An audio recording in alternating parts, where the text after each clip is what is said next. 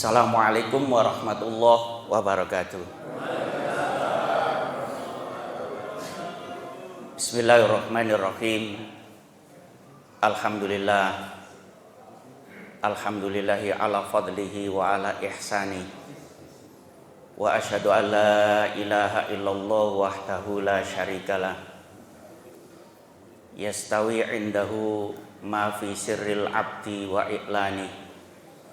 Wa asyhadu anna Muhammadan abduhu wa rasuluhu arsalahu Allahu litablighil haqqi wa tibyani wa sallallahu alaihi wa ala alihi wa ashabihi wa sallama tasliman katsira. Fa ba'du. Yang saya hormati Ketua Ranting Muhammadiyah Wage, Ketua Takmir Masjid Al-Hikmah, semua pimpinan amal usaha Muhammadiyah yang ada di Wage, dan tidak lupa Pak Yai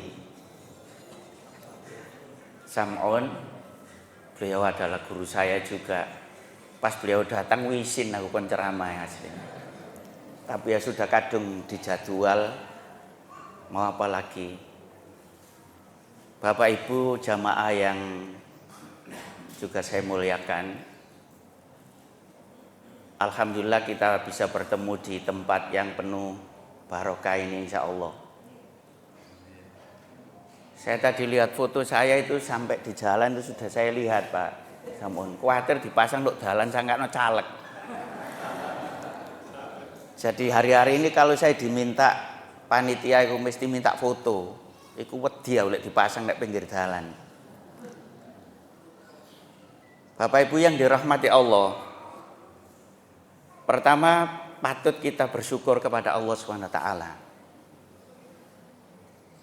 Nikmat yang terbesar yang diberikan kepada kita dan harus kita syukuri adalah nikmat kalau kita menjadi seorang muslim.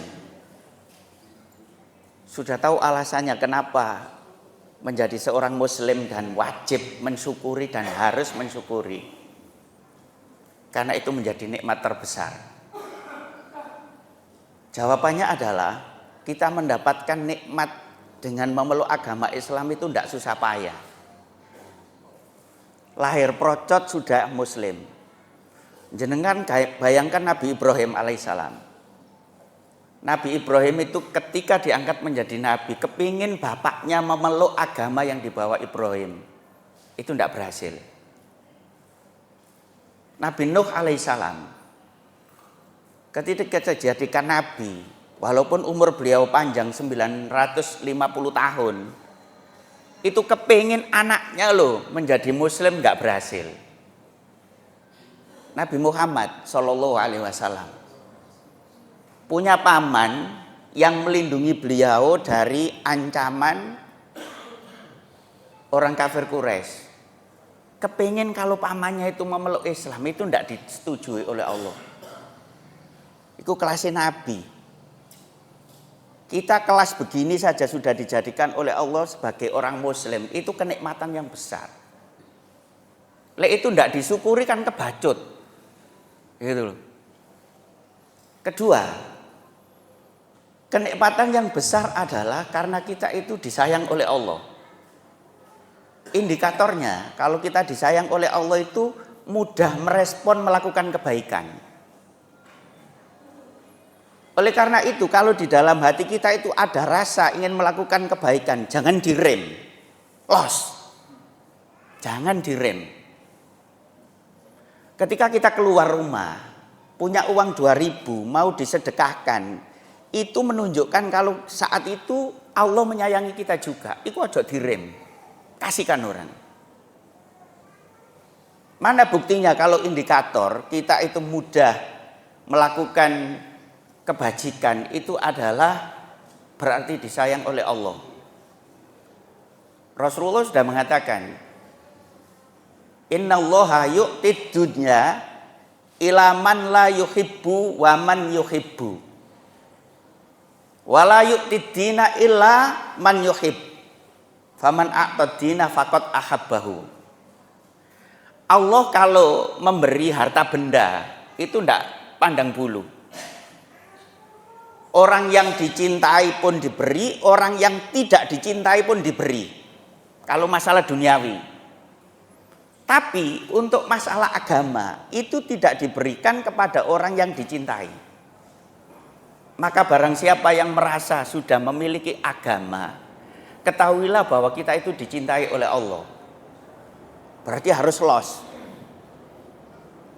Lah nggak imbang kalau kita itu di dunia dian semi wong iku nandakno dicintai ngono nguber-nguber, ya toh. Kowe iku men seneng aku, rek seneng aku, dikejar. Lu sudah dikasih oleh Allah dalam hati ingin melakukan kebaikan, itu berarti dicintai Allah. Kok gak nguber? Kok ngerim gitu loh. Nah sehingga kemudian tolak ukurnya kalau kita dicintai Allah itu jangan dilihat hanya sekedar kesuksesan duniawi. Masalah kesuksesan duniawi itu Allah rumusnya tidak karena cinta. Tapi kalau ada orang secara duniawi sukses, secara kebaikan sukses, orang yang luar biasa dicintai Allah. Tapi hanya sekedar duniawi sukses, tapi masalah ibadahnya itu ndak. Wes jangan dijadikan ukuran. Terus nanti dibuat menjustis diri. Misalnya gini, wah aku kira wis tahajud sampai mentolos iki. Dahi. Lho ngono kok jek melarat. Wong sebelah iku lho gak tahu. Ojo maneh salat wudu lho gak ero. Tapi kok ya sugih. Wis nek ngono gathik wudu-wuduan iku goblok. Jadi kesuksesan bukan di situ. Artinya kecintaan Allah bukan hanya sekedar itu. Tapi kita mudah merespon kebaikan. Itulah tanda kalau kita dicintai Allah. Dan kita patut bersyukur. Bapak Ibu yang dimuliakan Allah, ini kan momennya momen liburan nasional karena Isra Mi'raj. Saya tidak bicara itu, sudah cukup disampaikan oleh Bapak tadi. Tapi saya langsung ke menegakkan nilai-nilai sholat dalam kehidupan. Ini temanya kayak sederhana, kayak wopo tema itu, tapi nanti kita kaji. Apa efek negatifnya kalau orang itu tidak menegakkan nilai-nilai kebaikan yang itu terinspirasi dari filosofi sholat? Kita cek. Yang membagi waktu tadi itu kan menyampaikan hadis. Awwalu ma yuhasabu yaumal qiyamati as-shalah. Idza saluhat saluha sairul amali wa idza fasadat sairul amalihi. Ini harus kita cermati dan kita pahami secara komprehensif menyeluruh. Sampai jangan terkecoh dengan hadis ini karena kerdil memahami. Ini jangan dipahami kalau sholat itu secara syarat rukun cukup berarti sholat sah terus sudah berpahala. Berarti kemudian yang lain itu ikut. Jangan. Oke, jenengan sudah aktif sholatnya toh, nggak pernah tertinggal. Andai kata ketiduran pun tetap dilaksanakan walaupun mundur kan gitu toh. Jenengan sudah yakin kalau melalui syarat rukunnya sholat itu sudah oke, sudah sah sholat jenengan? Jawab sudah nggih. Berarti ada kemungkinan berpahala kan? Berpahala. Pertanyaan saya kedua, pahala yang kowe sampean tapi pindah tangan. Pahala itu nanti milik jenengan atau pindah tangan? Siapa yang bisa jawab? Kok oleh iki? Oleh TV. Ayo, pahala sholat jenengan yang sudah jenengan yakini dengan ukuran syarat rukunnya sudah oke, sah. Dan itu berpahala. Pertanyaan kedua, pahalanya nanti memang betul milik jenengan atau pindah tangan? Lho iku lho mlayune nanggone menegakkan nilai-nilai sholat dalam kehidupan. Oh gak gampang. Waduh tak kok medeni, gak medeni ancene sampean kudu wedi. Karena nanti kasihan toh jenengan sudah sholatnya luar biasa nanti di hari akhir lho pindah tangan. Gara-gara jenengan lemah dalam menerapkan nilai-nilai dari filosofi sholat itu dalam kehidupan. Sholatnya sah secara hukum. Berarti berimplikasi kepada pahala. Oke, pahala. Tapi masalahnya pahalanya nanti bisa pindah tangan. Itu karena faktor kelemahan kita dalam menegakkan nilai-nilai sholat dalam kehidupan. Makanya begini, saya pesan kepada Bapak Ibu yang sholatnya sudah luar biasa. Wis tahajudnya kenceng, sembarangannya kenceng. Tapi sudahkah kita itu menegakkan nilai-nilai sholat dalam kehidupan? Masalahnya itu bermasalah besar. Hadis itu yang disampaikan oleh Bapak tadi itu adalah mengenai hak Allah semata. Hak Allah. Dan sholat itu adalah hak Allah. Sehingga yang dihisab di hari akhir, pertama kali dihisab itu adalah sholat. Itu mengenai hak Allah. Tapi ada hadis lain yang juga nanti posisinya dihisab pertama. Mengenai hak sesama hamba. Awwalu ma yuhasabu yaumal qiyamati fid dima. Pertama kali yang dihisab oleh Allah yang itu berhubungan dengan hamba adalah urusan darah. Urusan darah ini simbol besar mengenai hak orang lain. Kau jenengan lah ketemu. Oh berarti nilai-nilai dalam sholat itu harus ditegakkan dalam kehidupan. Sehingga secara hukum sholat kita yang sudah sah dan insya Allah berpahala itu pahalanya tidak berpindah tangan. Itu penting. Sebelum saya lanjutkan, saya perlu menyampaikan begini.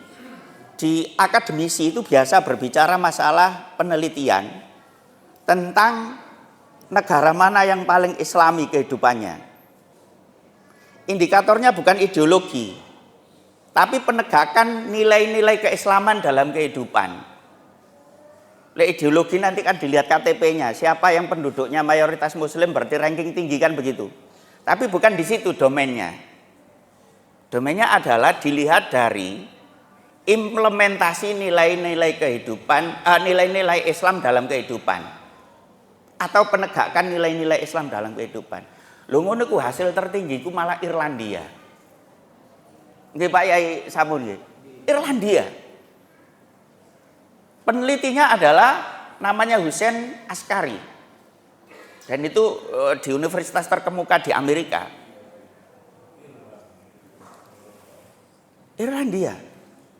Padahal mayoritas bukan muslim. Apa yang diteliti? Ya dalam kehidupan sehari-hari itu, tampilan orangnya itu menampilkan atau menegakkan nilai-nilai keislaman atau tidak. Masalah kebersihan, lingkungan, masalah sopan santun dengan sesama, komunikasi dengan sesama, budaya mendolimi itu bagaimana, termasuk korupsi atau tidak. Itu yang diteliti. Indonesia rankingnya pinten Pak Yai Samun? 138 kalau nggak salah. Saudi itu 91 urutannya. Saudi loh ya. 91. Padahal Mekah di sana. Coba jangan bayangkan. Jangan kemudian gini, wah ini penelitian enggak fair ini. Tersinggung, jangan tersinggung. Kita harus mengevaluasi diri. Itu kritikan buat kita. Dan kita sudah diajarkan dalam sholat itu. Kalau kita dikritik dalam sholat itu nggak usah marah. Karena kita keliru kan. Lek sholat jamaah imam keliru terus dikritik lah gak tahu moreng-moreng imamnya. Ada tak imam dikritik terus marah. Kok niki cek nemen ya aku ki imam kok kon salahno lho, salah kok ya apa? Ya kan? Dan itu kritikan buat kita. Sehingga kita perlu mengkaji. Kalau sholat kita sudah baik, itu kan hubungan kita dengan Allah. Tapi nanti yang bermasalah adalah hubungan kita dengan sesama anak Adam. Dan itu penegakan nilai-nilai sholat dalam kehidupan itu. Jenengan percaya kalau pahala sholat bisa pindah? Percaya atau tidak? Nah, sekarang tak yakinkan sekarang. Rasulullah itu pernah, dan ini hadis sudah populer, wis dipakai ceramah orang banyak ini. Tapi mergo pengajian yo dikewajibane wae wis. Kadang ono sing lali masalahe. Lho iku lho nek Pak Yai Samun. Karena banyak yang lupa iku pengajian koyo wanyar padahal wis lawas yo niku. Rasulullah pernah di forum begini itu tanya kepada sahabat. Atadruna mal muflis? Itu pertanyaan Rasulullah. Kalian tahu siapa yang nanti disebut bangkrut itu? Namanya sahabat juga manusia. Jawabannya yo kayak kita. Orang bangkrut itu lek bisnis terus ajur mesti ngono. Orang bangkrut itu lek kalau dulu kaya terus sekarang miskin rumahnya dijual semua itu. Jawabannya gitu normal. Sehingga jawaban para sahabat pun persis dengan kita bayangannya. Al-muflisu fina man la dirhamalahu wala mata. Itu jawaban sahabat. Orang yang bangkrut di antara kita itu adalah orang yang uangnya sudah habis, yang disebut dirham itu. Mata kekayaannya juga sudah habis. Itu orang bangkrut Rasulullah. Ternyata jawabannya Rasulullah mengagetkan. Al-muflisu fina atau al-muflisu min ummati man ya'ti yaumal qiyamati bis sholati was-shaumi wal haji was shadaqati tsumma ya'ti wa qad syatama hadza wa daraba hadza wa qadhafa hadza wa safaka dama hadza fayu'ta hadza min hasanatihi wa hadza min hasanatihi fa idza faniyat hasanatuhu ukhidat min khotoyahum faturiha ilaihi tsumma turiha ilan nar. Hadisnya sodok dawa. Kata Rasulullah, orang yang bangkrut itu adalah orang yang sudah melakukan peribadatan dan itu merupakan indikator hubungan dia dengan Allah, tapi tidak mau mengimplementasikan, tidak mau menegakkan nilai-nilai ibadahnya dalam kehidupan. Itu bangkrut. Buktinya mana? Kata Rasulullah, yaitu orang dari umat saya yang nanti di hari kiamat, di hari akhir itu membawa pahala sholat, membawa pahala puasa, membawa pahala haji, ya, membawa pahala ibadah yang lain. Tapi dia juga membawa cacat, membawa aib. Apa? Dia pernah mendolimi orang ini. Dia pernah mencaci orang ini yang tidak salah. Dia pernah menuduh orang ini yang tidak ada bukti. Dia pernah membunuh ini. Maka apa yang terjadi? Kebaikan orang tadi yang pahala sholat, pahala puasa itu diambil dan diberikan kepada orang yang didolimi itu. Jika kebaikan dia habis, itu kejelekan orang yang didolimi, yang tidak merasakan penegakan nilai-nilai ibadahnya itu, dan itu merasa terdolimi, itu kejelekannya diambil oleh Allah, dipindah ke dia tadi. Maka apa yang terjadi? Karena habis kebaikannya malah mendapat beban dosa dari orang yang didolimi, maka ujung-ujungnya faturihat ilan nar. Dia itu dijebloskan, dimasukkan ke dalam neraka. Bingung kan dia? Nah itu. Nah sehingga kemudian yang perlu kita cermati di sini adalah dari filosofi sholat itu perlu kita tegakkan dalam kehidupan. Nek masalah sah dan berpahala itu hanya dilihat dari syarat rukunnya, kalau sudah oke sudah. Dan itu sudah diakui oleh Allah Subhanahu wa taala. Cuman di hari akhir itu kalau masalah urusan hamba dengan Allah itu mudah, tapi yang dipersulit oleh Allah adalah urusan hamba dengan hamba. Itu Allah tidak punya hak. Jenengan kan sering mendengar ini toh ceramah masalah mendapat syafaat itu loh. Walaupun orang amal baiknya sedikit, seharusnya berhak neraka itu bisa diampuni. Itu apa masalahnya? Itu masalahnya adalah hubungan dia dengan Allah saja. Tapi yang masalah dengan hamba itu Allah tidak mau tahu. Terserah hamba ini. Dia mau memaafkan atau tidak. Kalau hamba itu, masalahnya di akhirat ini sudah. Kalau di dunia kan masih ada kesempatan lain. Ini di akhirat. Itu Allah memberi hak penuh terhadap manusia. Sehingga kemudian walaupun orang pahala sholatnya itu besar, Tapi ketika dalam kehidupannya setelah sholat, dia tidak mau menegakkan nilai-nilai yang terkandung dalam sholat itu dalam kehidupannya, itu ya bangkrut itu tadi. Bangkrut. Makanya teko masjid, ya toh? Terus kemudian, ini contoh kecil loh ya. Dari masjid kita ketemu paku, itu yakin. Kalau Allah itu memberi kasih sayang terhadap kita, di hati kita itu sudah tahu, aduh ini membahayakan. Dan kemudian kita ingat dalil, di antara kebaikan adalah menyingkirkan apa yang nanti bisa menyakiti orang di jalan itu. Kalau sudah ada rasa begitu, itu berarti Allah menyayangi. Los, jangan direm apa? Ambil buangan. Itu. Dalil yang dicantumkan oleh Rasulullah, itu kan orang baik menjadi nggak dapat apa-apa. Tapi ada kebalikannya kan.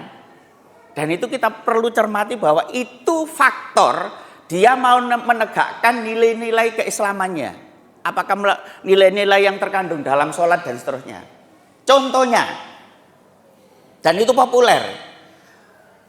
Sing kelasnya pelacur kula dosa gede to. Pelacur ya.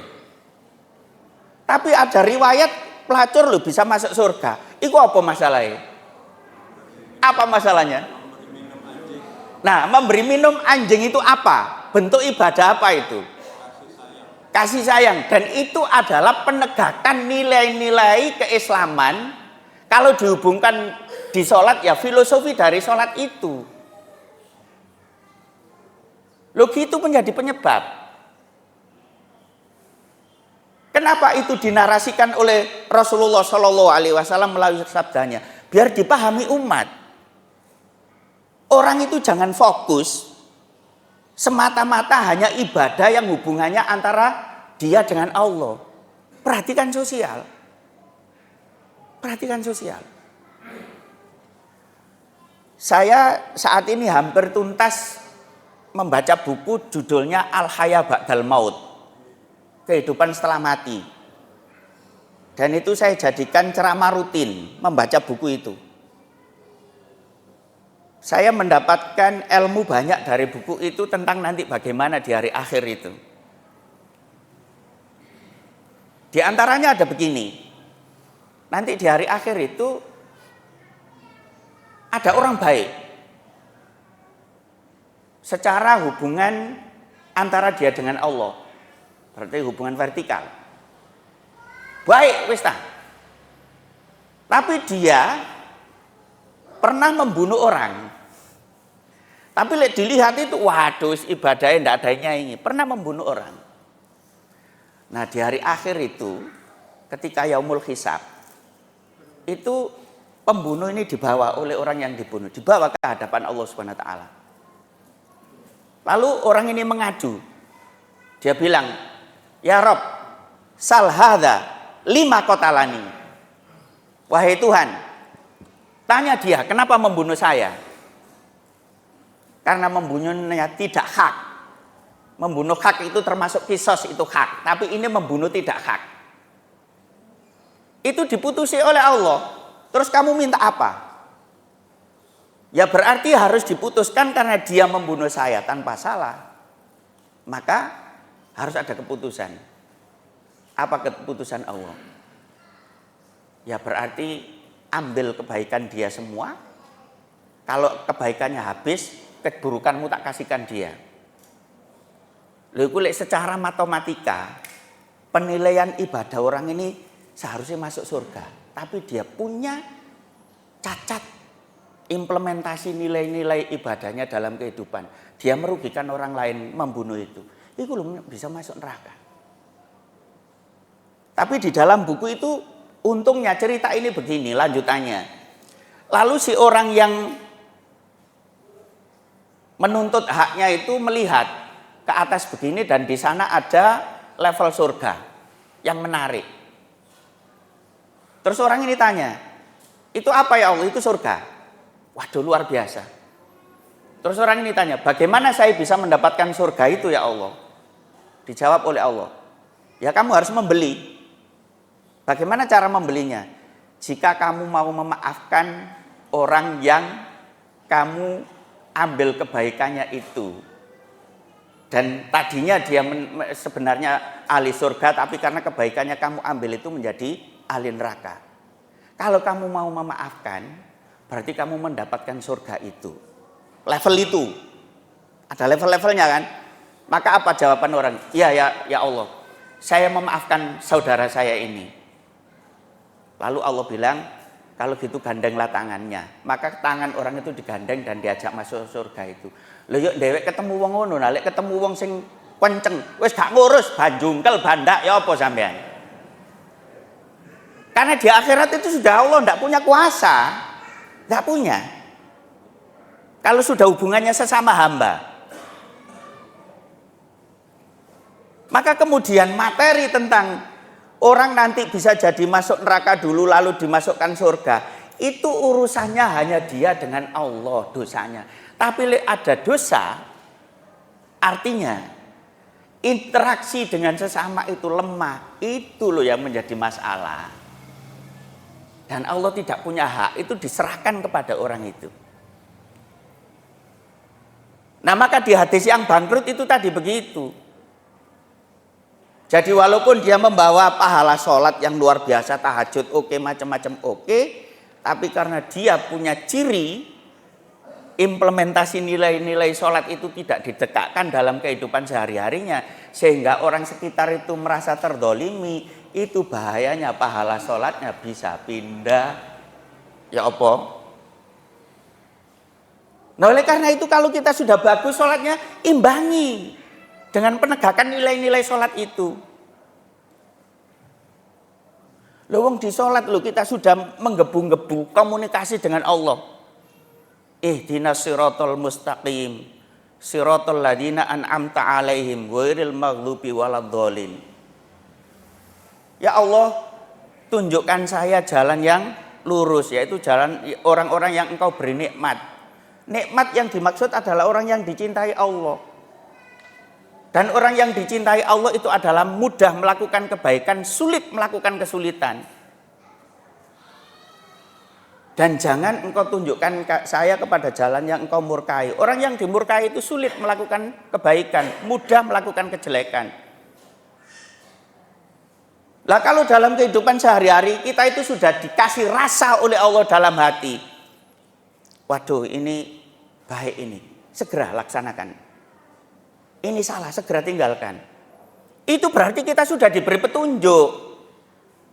Lo sudah dikasih rasa begitu lo ndak respon. Ngono cek salat mana ihdinas siratal mustaqim siratal ladzina an'amta 'alaihim ghairil maghdubi 'alaihim waladdallin. Ijek ngono neh. Jare Allah ngene, kok niki temenan to enggak iki karepmu iki gitu. Minimal kan sehari 17 rakaat itu wis kita baca di situ. Nah itu. Jenengan masih ingat toh?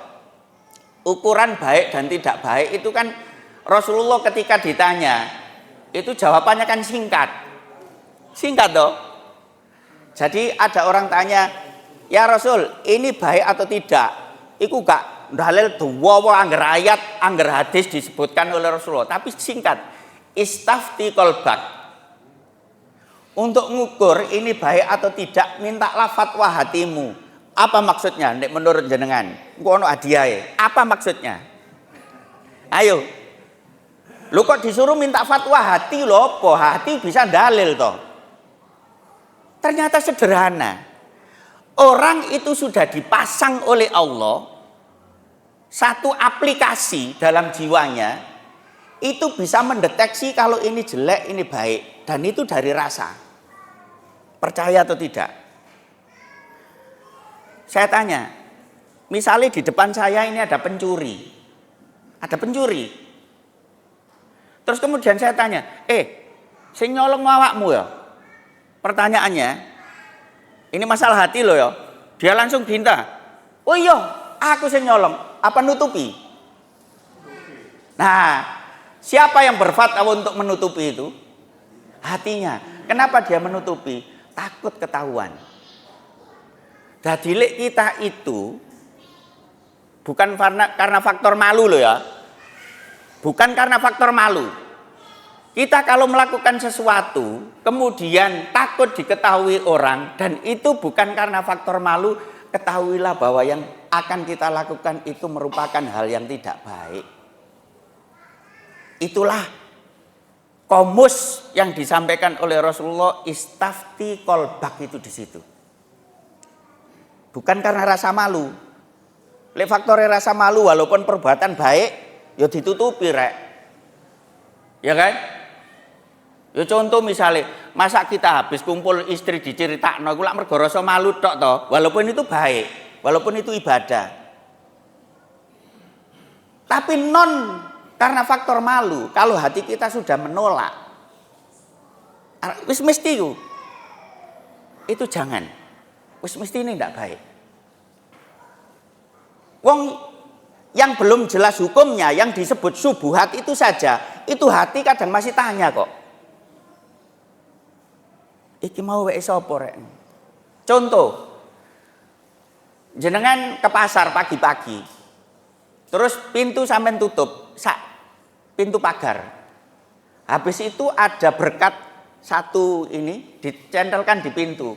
Saya tanya ke jenengan ibu-ibu, sejak awal jenengan langsung, wah ini atau ragu, iki wek sapa rek? Lagi itu toh? Itu subuhat namanya. Dan hati itu sudah ada. Rasa begitu itu takut. Waduh. Sebelum halal haram sudah mikir iki apa enggak racun, macam-macam wis ta. Nah itu begitu. Nah sehingga dari sini Bapak Ibu,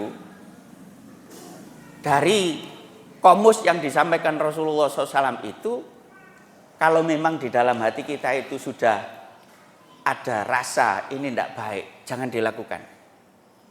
Kalau ini baik, los. Itu berarti aplikasi yang ada di dalam jiwa kita itu bekerja. Wa nafsi wa masawwaha fa'alhamaha fujuraha wa taqwaha. Nah, ayat fa'alhamaha fujuraha wa taqwaha itulah aplikasi yang diletakkan oleh Allah dalam jiwa manusia itu. Nah, sehingga di dalam sholat ihdinas siratal mustaqim dan seterusnya itu, agar aplikasi itu selalu diupdate oleh Allah. Dan kita mudah mendeteksi.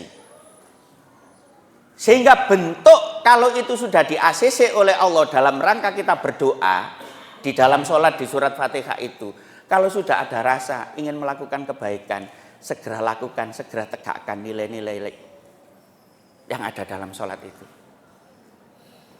Maka orang itu kalau muslim, sholatnya baik secara syarat rukun dan secara penegakan dalam nilai-nilai kehidupan. Jenengan lihat perilakunya. Ojo disawang khusuk sholate, ojo disawang sergap ke masjidnya. Walaupun dia sergap ke masjid, tapi dalam interaksi sosial lemah, itu berarti sholatnya belum komplit. Andai kata diterapkan awwalu ma yuhasabu yaumal qiyamati as-shalah, itu hanya sekedar keabsahan dan kesahan sholat itu berpahala atau tidak. Tapi nanti kalau diaplikasikan kepada pahala itu nanti masih menyertai atau tidak, ternyata itu masih diukur bagaimana cara dia menegakkan nilai-nilai sholat itu dalam kehidupan. Begitu. Maka jangan ini kalau saya bilang itu jangan terkecoh dengan dalil yang tidak memahami komplit itu. Ini penting. Sehingga kemudian dalam kehidupan kita sehari-hari itu, dengan tetangga harus baik, dengan lingkungan harus baik. Lingkungan itu ya termasuk dengan binatang, termasuk apapun, kotoran macam-macam. Dengan aturan perundang-undangan harus baik. Harus begitu. Itu penting. Ya sayang kan ibadah yang wis kadung umroh macam-macam, ya toh. Maka saya pernah ditanyakan begini, dikasih pertanyaan begini. Mohon maaf ini memang pertanyaan muncul, saya tidak nyinggung siapa-siapa. Mohon maaf. Dan ini sering muncul ini. Mungkin Pak Yai sampun pernah ditanya mungkin, Ustadz, misal dia bilang, berarti ya belum terjadi mungkin, hanya misal. Ada orang umroh berkali-kali Ustadz, iya. Terus, tapi uangnya itu hasil mendolimi orang. Umrohnya sah atau tidak Ustadz? Jawaban saya, umroh sah. Lu kok bisa sah Ustadz? Iya nek syarat rukune wis dilakukan sah. Tapi ada pertanyaan kedua, pahalai wae sapa? Lo itu loh. Pahalanya lo milik siapa? Tapi itu uang bukan uangnya, itu uang orang banyak. Berarti pahalanya nanti diambil oleh yang punya hak itu.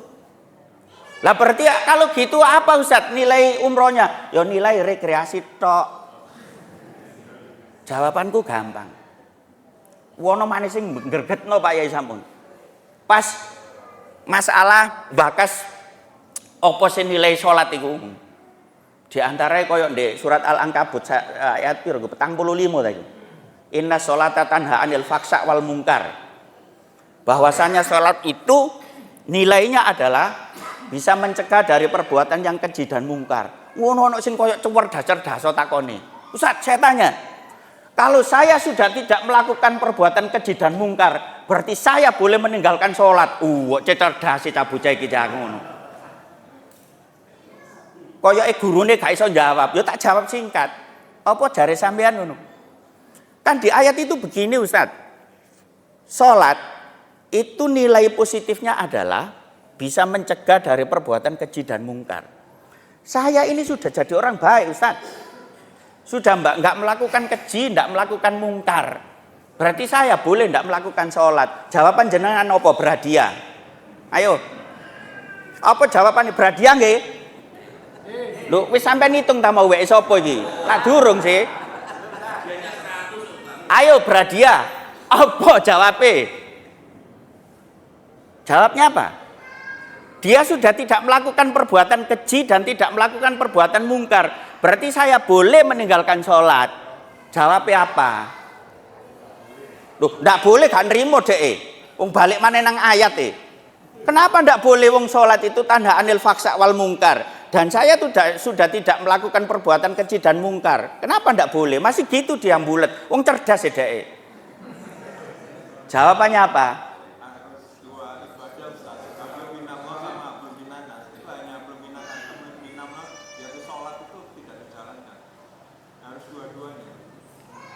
Saya kan dia begini, saya ini sudah tidak melakukan perbuatan keji dan tidak melakukan perbuatan mungkar. Dan nilai positif sholat adalah inna sholata tanha 'anil fahsya wal mungkar. Kalau saya sudah tidak melakukan perbuatan dan keji dan mungkar, berarti saya boleh tidak sholat. Tujuan saya sudah tercapai. Jawaban jenengan opo? Sing bener. Itu dalil umumnya, tapi khususnya kan sholat itu mencegah perbuatan keji dan mungkar. Dan dia bilang sudah tidak berbuat keji dan mungkar masalahnya.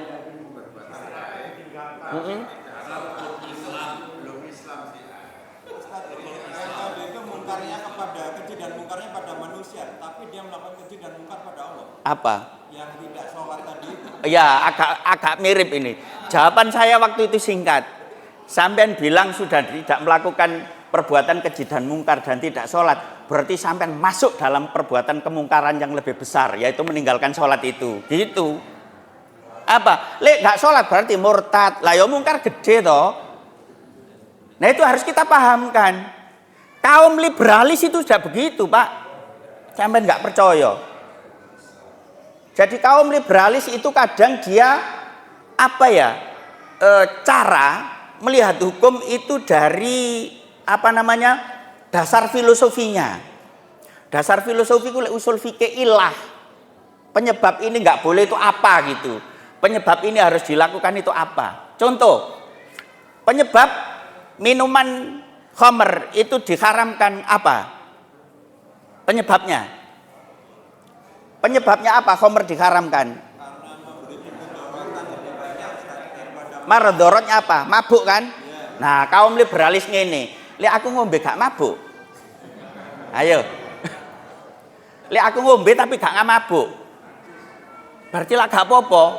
Nah, lo sudah begitu, jenengan sudah dihadapkan itu loh ya. Nah sehingga kemudian kadang orang menilai bahwa sholat itu merupakan ibadah terus cukup begitu, nilai-nilai nggak ditegakkan, itu karena rasionalnya begitu. Lo itu nyata ya. Jadi liberalis ngono. Lo aku ngombe lo gak mabuk, terus gak apa-apa wong nduk ayat itu jelas kok. Penyebab diharamkannya karena mabuk. Lek aku ngombe gak mabuk, berarti halal. Ngono pisan. Ana maneh sing mangkel ngene Pak Yai Samun.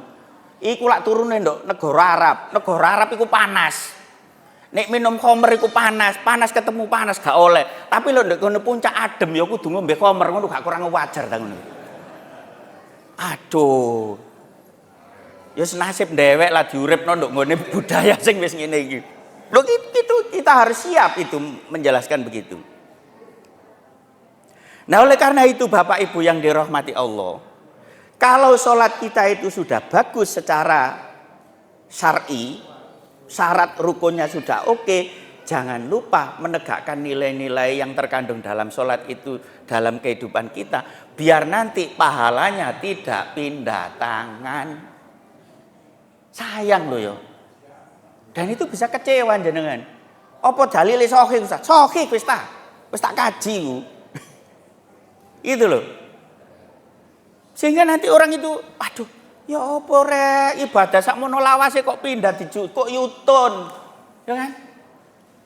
Jadi diambil oleh yutun. Ya itu karena kita salah dalam persepsi dalil itu. Saya kalau membuat pertanyaan, pilihannya hanya ada dua, nggak ada ketiga. Lebih jenengan pilih mana? Hubungan dengan sesama manusia, sesama anak Adam itu bagus, tapi hubungan dengan Allah itu agak rendah. Dibalik, yang satu hubungan dengan Allah tinggi, tapi hubungan dengan sesama rendah. Yang mana yang jenengan pilih? Wes sak karep sampean wong kungku mesti ujung-ujunge ya ana ceramah teko aku e. Ayo, jenengan pilih. Andai kata kita hanya diminta memilih hanya dua, gak ada pilihan ketiga. Hubungan dengan sesama manusia tinggi, tapi hubungan dengan Allah rendah. Kebalikannya, hubungan dengan Allah tinggi, hubungan dengan sesama rendah. Yang mana jenengan pilih? Koyok pilpres ae odo 01 ono 02. Lah. Ya enggak apa-apa. Iki lak terkooptasi barek pilpres ah. 01 02. Enggak apa-apa. Kalau saya pribadi, saya pilih yang nomor 1. Andai kata hanya disuruh memilih 2. Yaitu hubungan dengan sesama anak Adam tinggi, walaupun hubungan dengan Allah itu agak rendah. Daripada hubungan dengan Allah tinggi, tapi hubungan sesama rendah. Saya pilih yang nomor 1. Apa alasannya? Ingat, kalau hak Allah itu sampai di akhirat Allah masih mengampuni asal itu tidak dosa syirik. Tapi hak manusia, Allah angkat tangan. Angkat tangan. Terserah orang ini, wong ini sudah haknya sekarang, eksekusi terakhir. Makanya sekarang itu kalau orang didolimi, terus kalah nduk dunya, apa jawaban terakhirnya? Ayo, apa jawaban terakhirnya? Iya, jadi wes ndak apa-apa mbak, aku nduk dunya kalah. Meneh eksekusi nduk akhirat, iku dalile.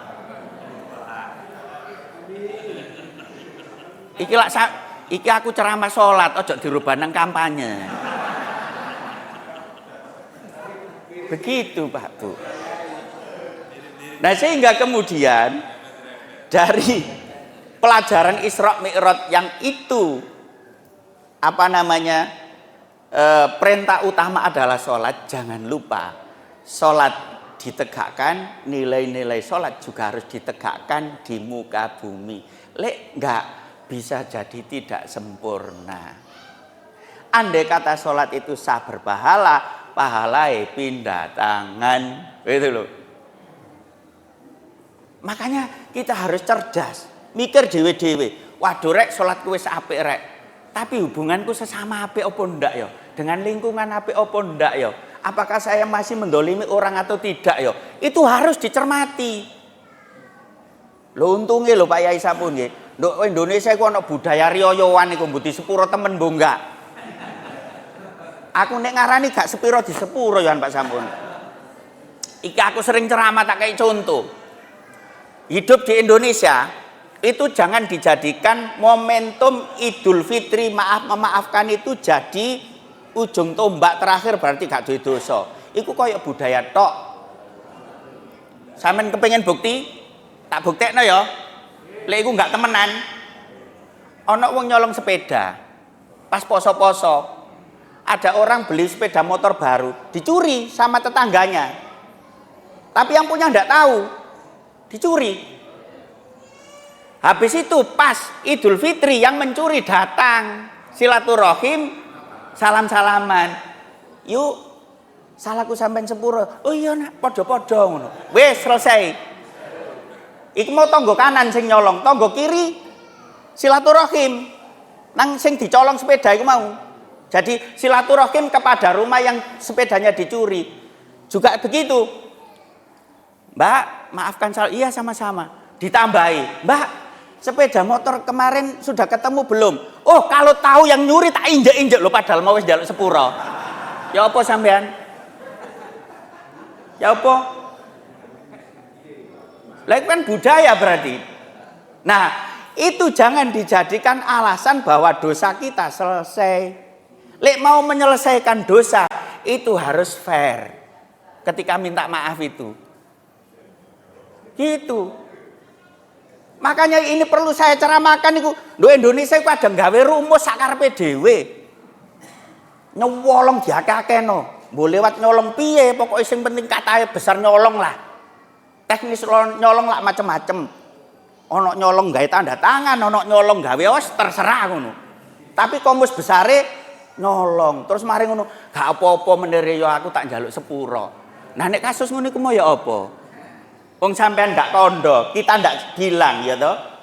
Itu masalahnya. Padha barek sampean, Bu.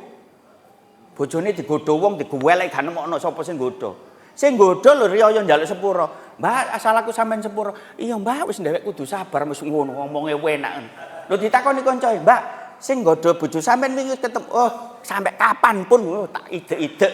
Lho mau wis njaluk sepuro lho ya. Ya kan mergo gak fair. Lah Indonesia itu sudah gitu Pak Sampun. Dianggap wis beres ngono ae. Sampai gak apa-apa aku istighfar. Tobat. Tobat itu ada syarat. Saya tanya, Fir'aun itu pernah bertobat atau tidak? Fir'aun. Ayo, Fir'aun bertobat atau tidak? Sampeyan aja wedi wong iki gak ujian, masih salah lho tetep tak ceramahi. Fir'aun bertobat atau tidak? Bertobat terakhir. Sampeyan gak percaya nduk Quran ono iku bertobat. Kata terakhir yang diucapkan Fir'aun ketika dia tenggelam dan sudah hab-hab mau mati, itu sudah dibayang-bayangi siksa neraka. Lu ngono lagi ngomong, qala amantu annahu la ilaha illalladzi amanat bi banu Israil wa ana minal muslimin. Itu kata istighfarnya Fir'aun. Fir'aun berkata, tidak ada Tuhan yang patut disembah kecuali yang disembah oleh Bani Israel. Yang disembah Bani Israel ya Allah itu. Tutup Bani Israel sing saiki lho ya. Dan dia menyatakan wa ana minal muslimin, dan saya termasuk orang yang berserah diri. Apa jawabnya Allah? Al-an kan gitu. Loh baru hari gini kamu begitu kan gitu. Fir'aun baru begini kamu tobat. Faqad aisoita qablu wa kunta minal mufsidin. Gak pantas kamu tobat sekarang Fir'aun. Ya kan? Kamu loh dulu-dulunya itu sudah maksiat, sudah membuat kerusakan di muka bumi. Ya toh? Pertanyaanku, yang dirusak di muka bumi oleh Fir'aun itu apa? Ayo? Ayo? Tauhid. Tauhid toh? Enggak. Fir'aun membangun infrastruktur atau tidak? Bangun pol sampai sekarang ada ya. Ya termasuk jalan raya itu saking aneh wae bendino didandani. Iku asline ngono dasare mbiyen Firaun sing bangun. Termasuk arah ke piramida iku Firaun sing bangun iku. Itu infrastruktur dibangun. Fasilitas sosial dibangun. Tapi yang dilakukan kerusakan di muka bumi oleh Firaun adalah membuat undang-undang yang undang-undang itu berorientasi mendolimi rakyate. Dan itu ifsad. Termasuk membunuh. Lho sampean delok politiki Firaun lho. Wong gak dikandani ambek intelejene. Firaun, kamu terancam kekuasaanmu. Apa? Gak kampanye lho ya. Kamu terancam kekuasaanmu. Mosok iya. Dan yang akan mengancam kekuasaanmu jenis kelaminnya adalah laki-laki. Ketika informasi ngono langsung nulis seret keputusan. Siapapun yang melahirkan laki-laki mulai hari ini bunuh. Dibunuh. Coba intelijene sampai ngono. Lho ngono ya tumbang ya. Ya kan?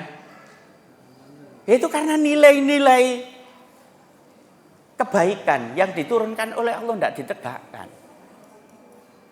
Sampai ngono. Sik tau aja amin sik durung donga. Nah itu harus kita pahami. Itu. Apa maksud saya? Jangan kemudian punya pikiran nggak apa-apa mengumpulkan dosa terakhir nanti saya istighfar. Kasus Firaun itu sama. Itu keputusannya sendiri loh Firaun itu. Istighfar Firaun terakhir. Lah ini kalau kita tidak pahamkan ke masyarakat, saya khawatir nanti ada orang wis dosa ngene dilakoni wis gak apa-apa ngene. Mari ngono njaluk konsultasi nang kiai. Gampang istighfar. Lah kasus Firaun apa gak diwaca istighfar Firaun? Wis kadung kegeden kedzalimane. Lho. Itu penting Pak Ibu. Lho iku wis dicatet nduk Qur'ane. Nah itu. Lah itu faktor ujung-ujungnya karena nilai-nilai kebaikan. Kalau orang Islam yang ada dalam sholat itu tidak ditegakkan dalam kehidupan. Oleh karena itu kita sudah menjadi orang baik, indikatornya adalah mudah melakukan kebaikan. Di antaranya adalah sholat. Maka pesan kita terhadap saya pribadi kepada jenengan semua, sebisa mungkin harus kita implementasikan dan harus kita tegakkan nilai-nilai tersebut dalam kehidupan sehingga secara ibadah sah, secara pahala juga milik kita. Jangan hanya fokus secara ibadah sah tapi nanti pahala pindah tangan karena kerdil di dalam menegakkan nilai-nilai yang ada dalam sholat itu. Terima kasih sudah 1 jam. Jenengan nggak terasa tapi mulutku wis kroso. Mudah-mudahan ada guna dan manfaatnya. Amin ya rabbal alamin. Langsung ditutup doa nggih. Oh nggih. Dari saya terima kasih, kurang lebihnya mohon dimaafkan dan Pak Yai Sampun nanti bisa membacakan doa. Terima kasih. Wassalamualaikum warahmatullahi wabarakatuh.